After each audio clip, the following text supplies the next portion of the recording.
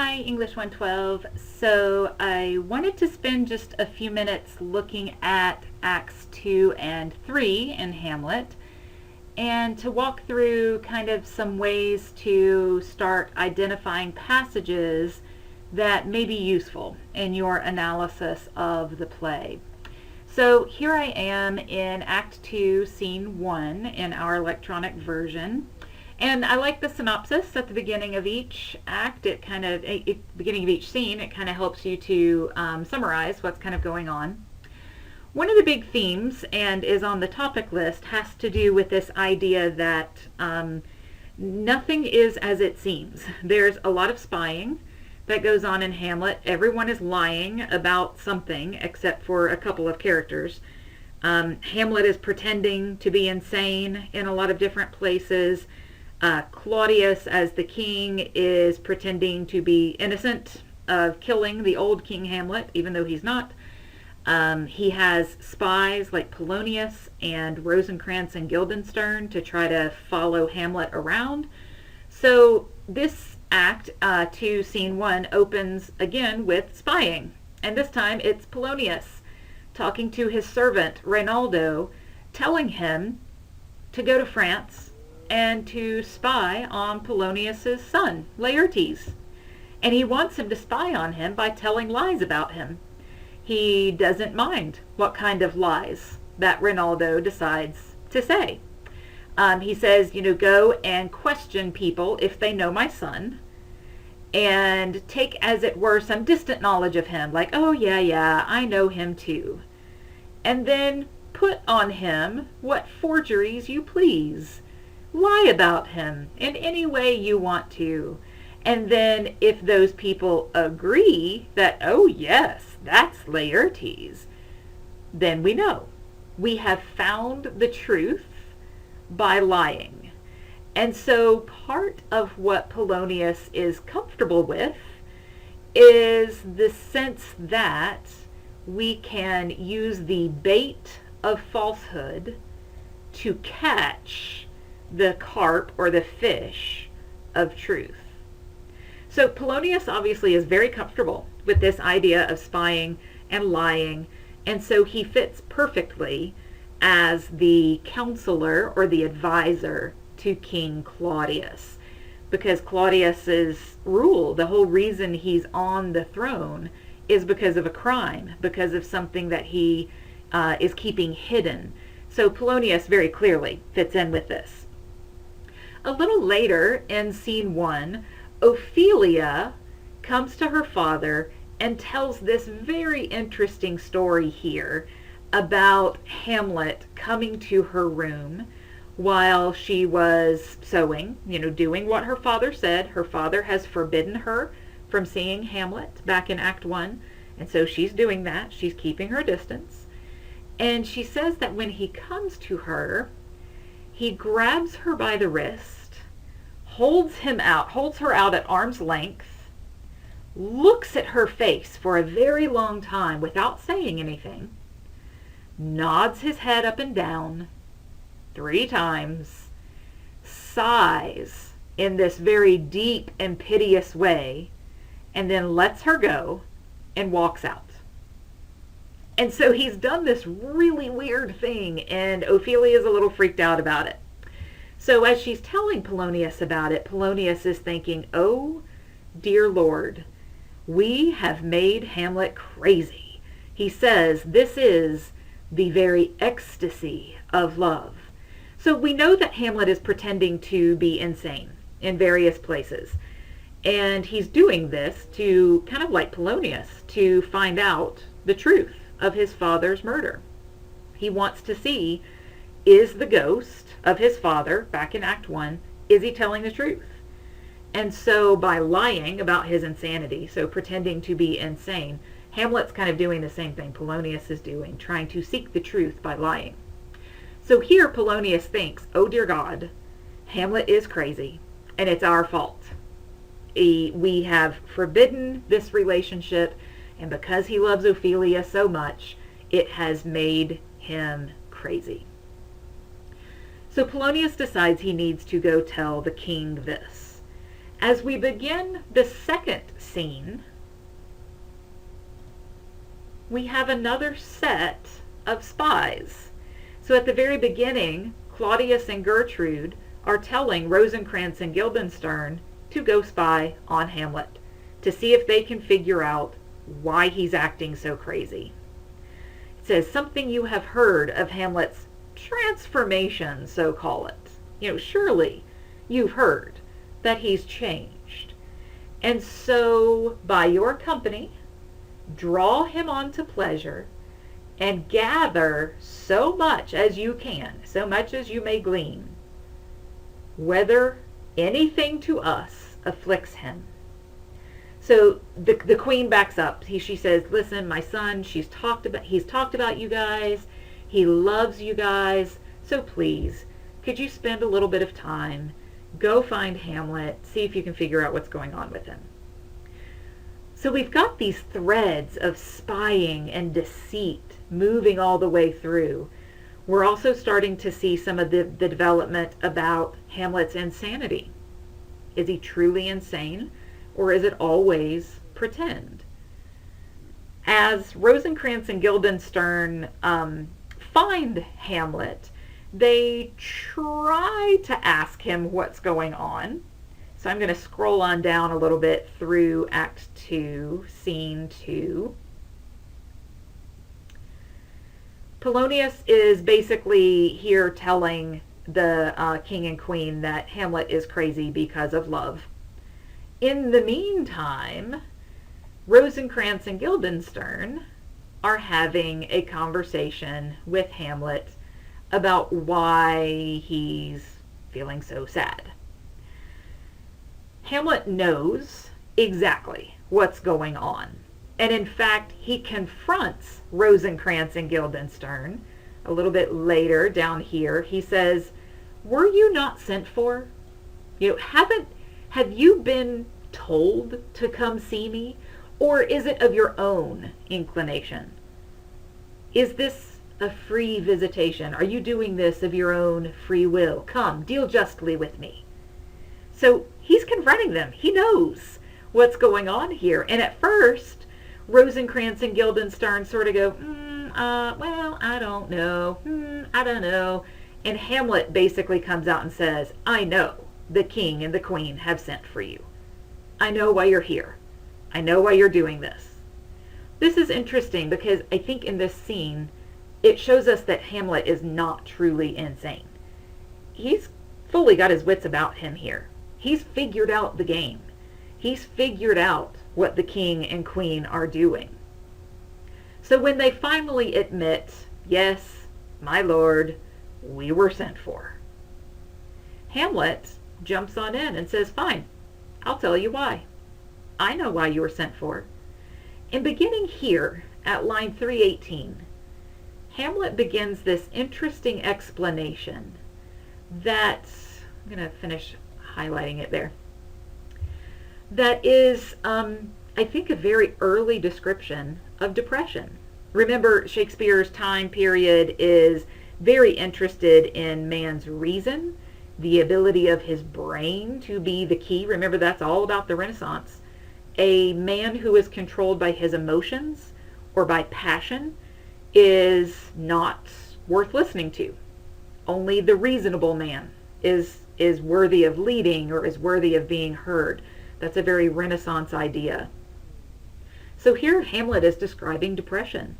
He says, I have of late, but wherefore I know not. Remember, wherefore means why.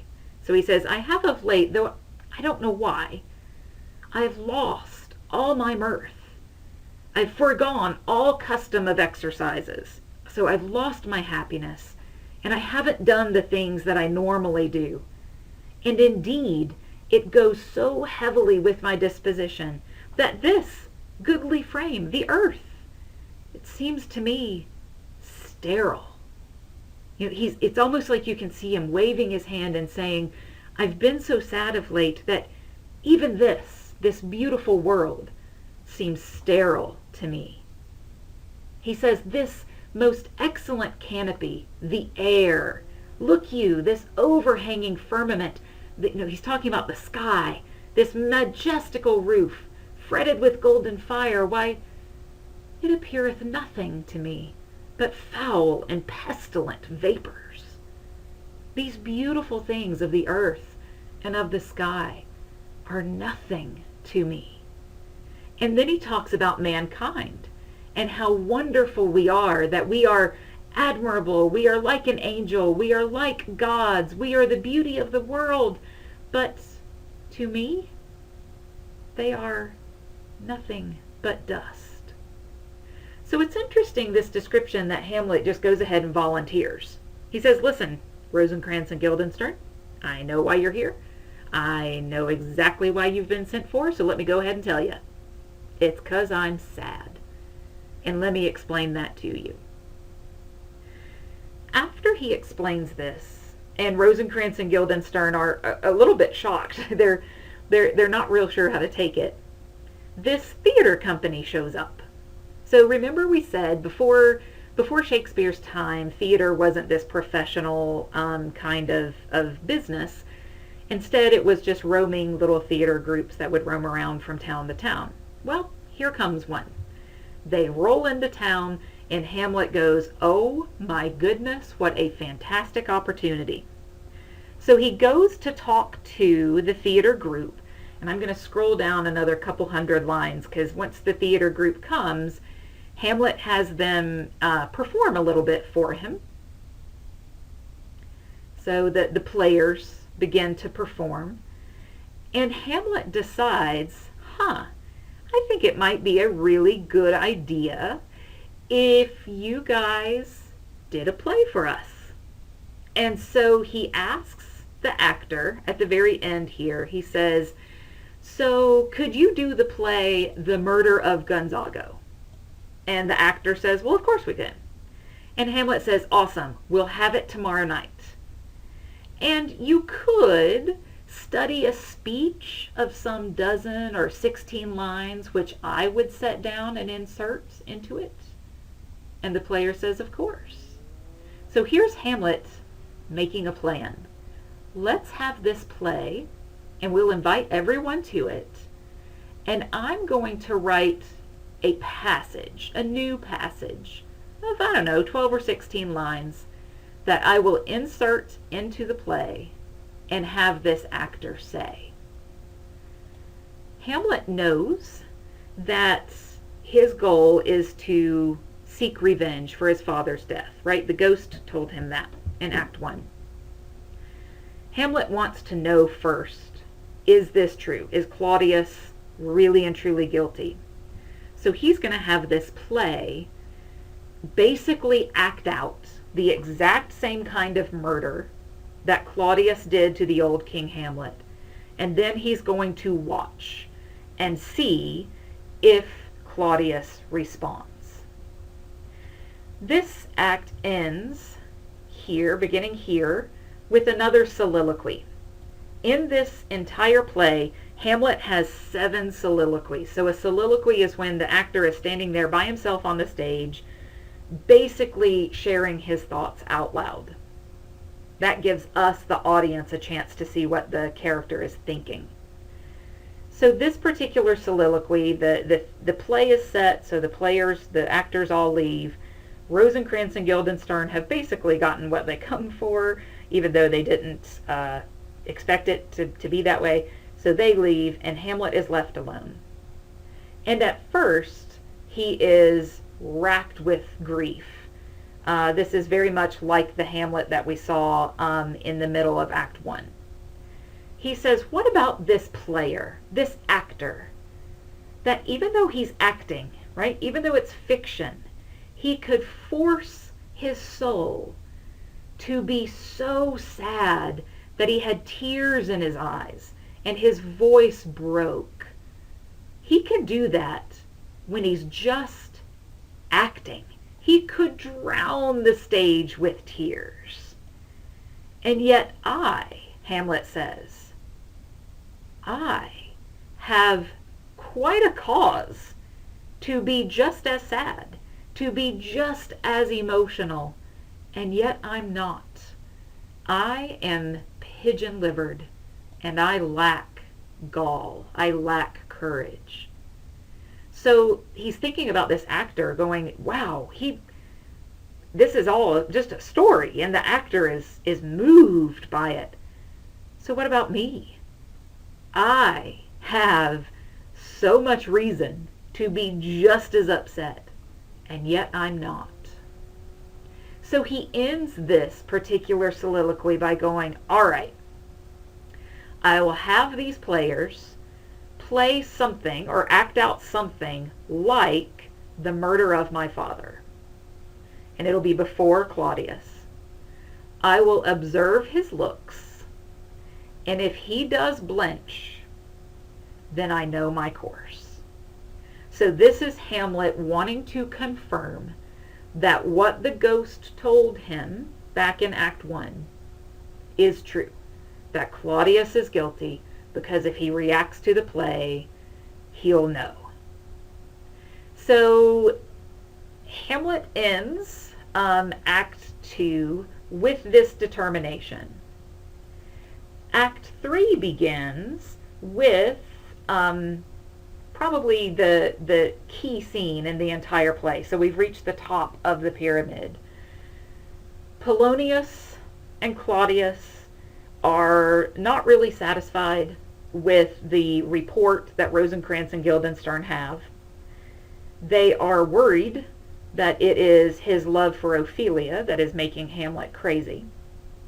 And so they basically set up, in Act 3, Scene 1, a way that they can spy, here we go again, right, more spying, on Hamlet, using Ophelia as bait. So they have her basically walk around and pretend like she's reading a book and have Hamlet come and talk to her. Well, when Hamlet first enters, he doesn't see Ophelia, so he's there by himself. And this is where we get probably the most famous soliloquy in all of Shakespeare, maybe in all of theater, the to be or not to be soliloquy. Hamlet is grieving, and we saw at the end of Act 2, he has this plan in place for the play to see if it convicts Claudius or it makes Claudius, display his guilt. But it doesn't mean Hamlet's any happier. And so the Hamlet that we see here is contemplating suicide. He is thinking, is it nobler to suffer the slings and the arrows of life, or take arm against our troubles, and by opposing them, end them? He's asking in the first lines of this soliloquy, is it nobler to keep living and suffering all of these things that get thrown at us? Or is it perhaps nobler to take up arms against our troubles, and by defeating them, to die? Then he starts thinking here about death. To die, to sleep, no more. And by sleep, to say we end heartache and the 1,000 natural shocks that flesh is heir to. It is to be wished for. We see Hamlet longing to die. We saw this back in Act 1 as well, when he ends Act 1 with that soliloquy saying, I wish this sullied flesh would melt and resolve itself into a dew. But then he starts thinking about death, and he says, to die, to sleep, perchance to dream. Aye, there's the rub. There's what stops us from doing this. Because we don't know what might come after we have shuffled off this mortal coil. We don't know. It must give us pause to wonder what might come after death. Because he says that death, the only thing that might stop us is the dread of something after death. And so we hesitate. We don't die. We don't commit suicide because we don't know what's after. And what's interesting is he says that death is an undiscovered country from whose location, no traveler returns. This is really interesting because remember in Act 1, his father is dead, and yet he returns. He shows up as a ghost. So of all people, Hamlet would know that perhaps death is not this undiscovered country that no one ever returns from. And yet here, he's contemplating that it is, and it scares him. It scares him enough that he doesn't decide to kill himself. Right as he's beginning to consider this, he hears Ophelia. The conversation with Ophelia is fascinating. He kind of goes back to the whole insane Hamlet kind of thing. And while Polonius and Claudius are listening to this odd conversation where Hamlet indeed seems crazy, and Ophelia even thinks he is, a noble mind overthrown, the king and Polonius decide, I'm not sure that it's love. There is something in his soul which will be danger. And so Claudius is convinced that Hamlet is dangerous. So we move on. Act 3, Scene 2. And I want to point out really quickly here before the play begins, right? So Hamlet is getting the play ready, making sure that the actors are ready to do everything that he wants them to do. And he gets Horatio in on the scheme. Horatio is Hamlet's BFF. They are best buddies from college. He has come home with Hamlet supposedly to mourn his father's funeral, but also has gotten kind of caught up in this whole intrigue. So Hamlet basically says, hey Horatio, here's what I'm doing. I would like for you to also watch Claudius and see if he reacts. And part of what he does to get Hamlet involved is he appeals to the idea, Horatio, he appeals to the idea that Horatio is a man of reason. And in fact, he says here that he's talking to Horatio, you have been one in suffering all, as though you suffer nothing. And you have taken fortune's buffets, so fortune's fights with you, and fortune's rewards, as though they are equal. Blessed are those whose blood and judgment, whose passion and reason, heart and head, blessed are those whose blood and judgment are so well blended, co-meddled. Give me that man that is not passion's slave, and I will wear him in my heart's core, in my heart of hearts, as I do thee. He's telling Horatio, because you are so reasonable, you are not slave to your passions. You are not slave to your emotions. That's why I love you, Horatio. So here's what I'd like for you to do. Tonight, there will be a play. Observe my uncle. Watch him. If he's guilty and he reacts, then we will know. So now Hamlet and Horatio both are in on this scheme for the play. So then we have the play, and there's this long description of the play itself. Everybody shows up. Rosencrantz and Guildenstern are there. The Queen and the King are there. Polonius and Ophelia are there. Everybody's there for the play. And then the play begins.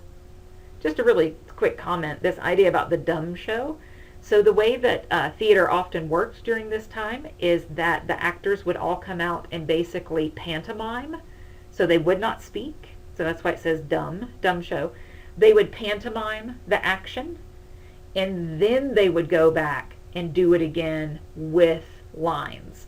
So that way the audience could know kind of what's happening because they've watched the pantomime, then when they come back and act it out with the lines, it's easy for the audience to follow. So they basically act out a king and a queen. The king falls asleep outside. Another man comes in, takes off his crown, pours poison in his ears, and leaves him. So according to the ghost in Act 1, this is exactly how Claudius killed old King Hamlet. The king is dead. The queen discovers him. The dead body is carried away. The one who poisoned him woos the queen, so he tries to court her, and then finally she accepts his love. So the play that is happening is basically the exact thing that the ghost said happened to him. Claudius poisoned old King Hamlet by pouring poison in his ears, and then courts the queen and eventually wins her love. So as the play then is acted out with lines this time, so here are all the lines of the play being acted out, pretty quickly the king starts to realize what's happening. The king rises and he basically says, "Stop everything, turn on the lights, we're not doing this anymore." Everyone leaves except for Hamlet and Horatio. And Hamlet says, "So, Horatio, did you notice? Didst you perceive?" And Horatio says, "Oh yeah, very well. I did very well make note of him. They are convinced the king is guilty." In the midst of all of it, Rosencrantz and Guildenstern come in to say, "Hey Hamlet, by the way, your mom wants to talk to you, so make sure you go talk to her before the night's over." As he's going to see his mother, I'm going to scroll on down. He happens to pass by a chapel. In the chapel is Claudius. So let me get to that part here. So Polonius is saying he's going to his mother's room. "I will go hide behind the arras, behind this wall tapestry, and I will see if he says anything interesting that tells us why he's acting crazy." So Polonius is off to go to Hamlet's mother's room so he can spy. Before Hamlet can get there, the king is kneeling in the chapel, trying to pray, trying to confess. And to the audience, he basically admits to his brother's murder. His guilt is very strong, and he realizes it's very hard for him to pray for confession.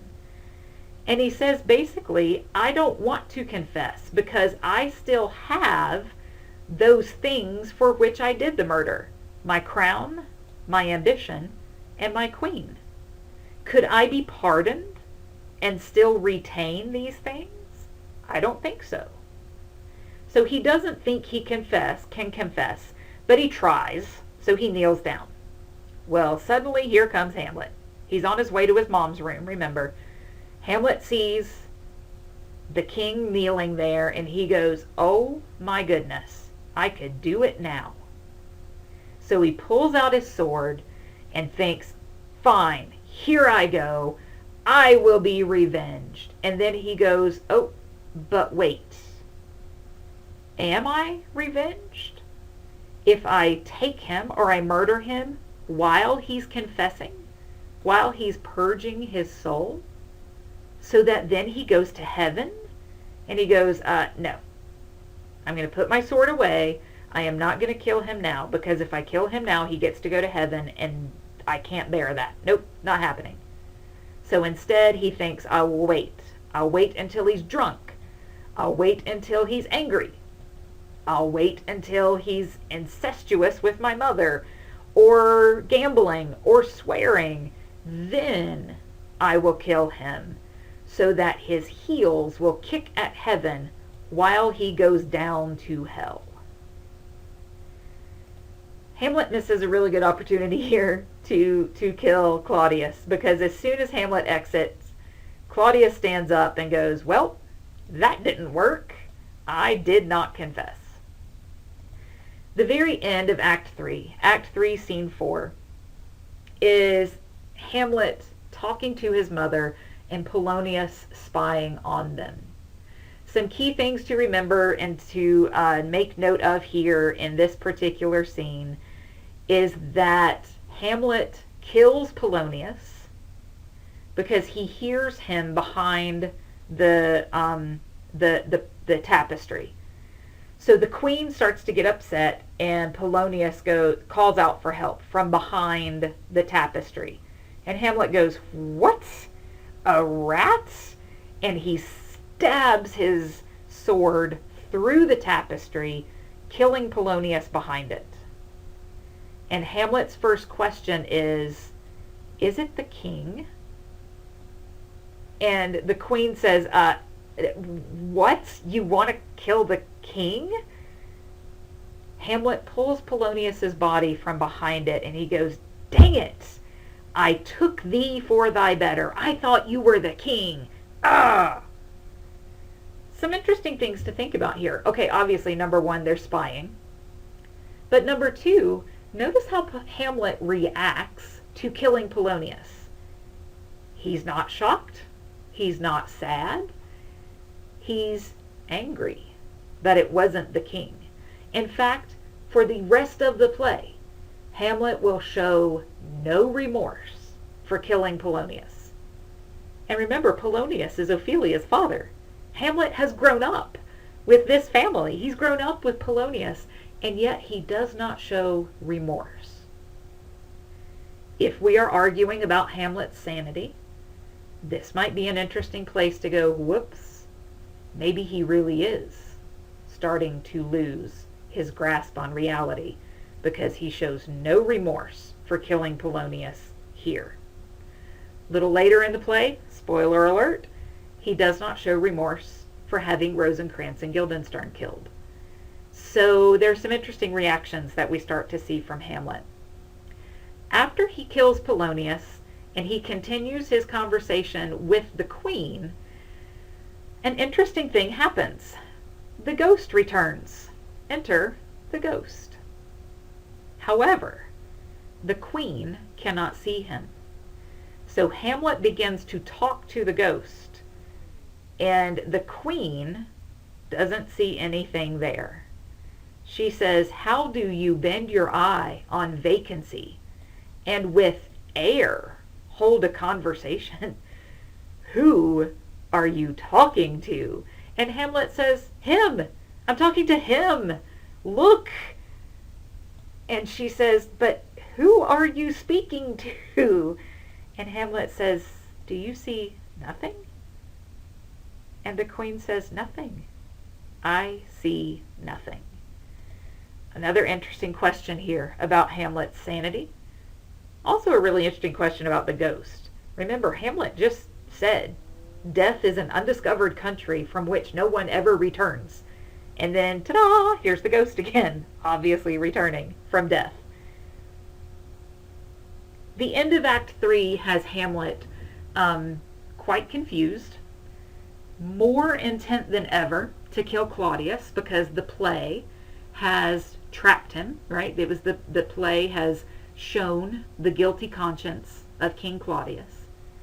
And so we open Act 4 with Claudius knowing he should be scared of Hamlet, Hamlet knowing that he needs to kill Claudius, and all of these threads of spying and deceit all start coming together.